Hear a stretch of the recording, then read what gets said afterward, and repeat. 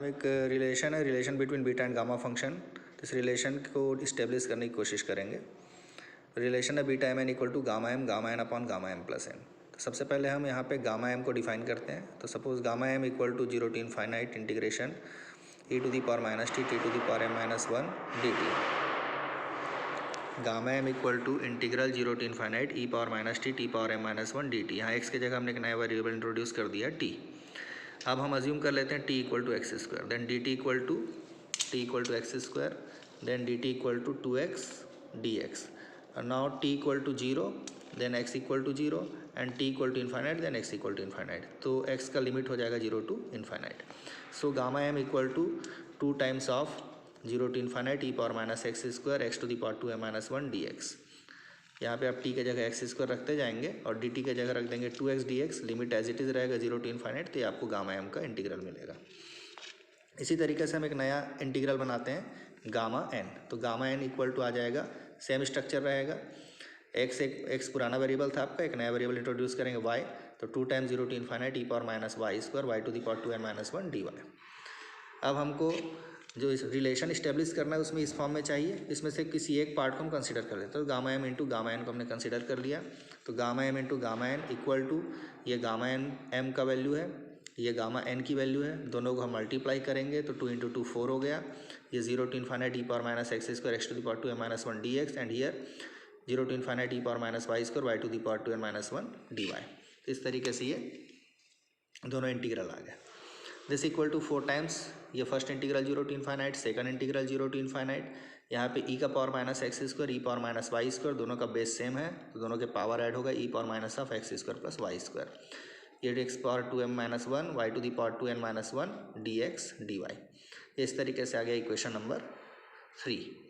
अब हम इस पूरे इंटीग्रल को पोलर कोऑर्डिनेट में चेंज करना चाहते हैं। तो पोलर में चेंज करने के लिए हमने अज्यूम किया x equal to r cos theta, y equal to r sine theta and dx dy equal to r d theta या r d theta d r. Now x r square is equal to x square plus Y square हो जाएगा। Simple है, r square equal to x square plus Y square होगा। अब are का limit देखना है तो एक्स का लोअर लिमिट क्या है 0, वाई का लोअर लिमिट है 0। यहाँ 0 0 पुट करेंगे तो आर इक्वल टू 0 आएगा। एक्स का अपर लिमिट इन्फाइनाइट, वाई का अपर लिमिट इन्फाइनाइट, तो आर इक्वल टू आ जाएगा इन्फाइनाइट। इसी तरीके से आप अपने को थीटा का लिमिट निकालना है। थीटा का लिमिट निकालने के लिए इसमें से आप देखेंगे तो थीटा इक्वल टू आ जाएगा tan inverse y by X. इसको आप सॉल्व करेंगे, थीटा इक्वल टू आएगा tan inverse y by X. यहाँ पे y equal to x square एक पाथ ले लेंगे, y equal to x square एक पाथ लेंगे तो x वेरी करेगा और x का लोअर लिमिट जब आप 0 रखेंगे तो थीटा का लोअर लिमिट आएगा 0। x का अपर लिमिट जब आप इन्फाइनाइट रखेंगे तो थीटा का अपर लिमिट आ जाएगा π/2। तो थीटा वेरी करेगा 0 to π/2। तो आर और थीटा का लिमिट आ गया। ये सारी वैल्यूज़ को हम कहाँ पुट कर देंगे, ये इक्वेशन नंबर 3 में रख देंगे। तो gamma M into gamma N equal to 4 times ये 0 to इन्फाइनाइट। 0 to इन्फाइनाइट किसका लिमिट है, आर का लिमिट। तो आर का लिमिट 0 to इन्फाइनाइट, फिर थीटा का लिमिट है 0 to π/2, ये 0 to π/2। ये e power minus of x square plus Y square, x square plus Y square की जगह हमने रख दिया आर स्क्वायर, तो e power minus r square. X का वैल्यू क्या लिया था हमने, आर कॉस थीटा, तो r cos theta power 2m-1। Y का वैल्यू लिया था हमने आर साइन थीटा, तो हो जाएगा are sine theta power 2n-1 और dx dy का वैल्यू आ जाएगा r d theta d r. This equal to 4 times 0 to infinite 0 to π/2 e power minus r square, here r power 2m-1, here r power 2n-1 and here r power 1। तो तीनों का base same है, are है, तो तीनों are के power को add करेंगे। ऐड करने पे आएगा आर का power 2m + n-1, r power 2m + n-1।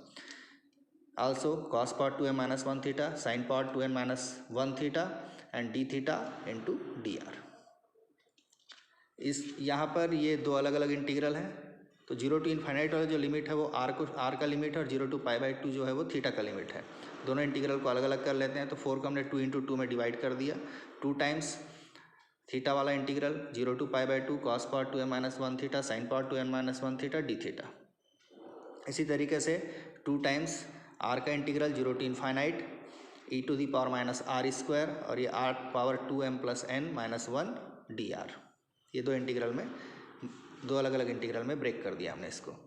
अब ये आ गया आपका इक्वेशन नंबर 4।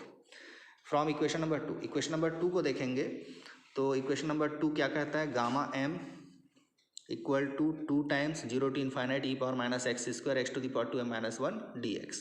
अगर मैं इसमें m को m प्लस n से रिप्लेस कर दूंगा तो ये बनेगा gamma m plus n equal to 2 times 0 to infinite e to the power minus x square या e power minus r square भी कह सकते हैं, r का power 2m plus n minus 1 dr। ये इक्वेशन नंबर 2 में हमने m को m प्लस n से रिप्लेस किया तो gamma m plus n equal to 2 times 0 to infinite e power minus r square r power 2m plus n minus 1 dr। x को हमने एक नया वेरिएबल असाइन कर दिया r।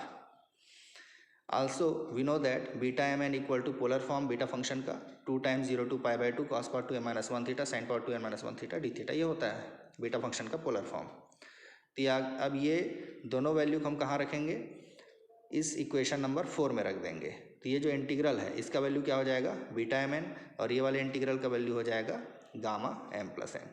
तो gamma m N equal to यहाँ पे आ जाएगा beta M n into gamma M plus n. Ultimately beta M N equal to gamma M into gamma N upon gamma M plus n. ये आपका required result है। Thank you.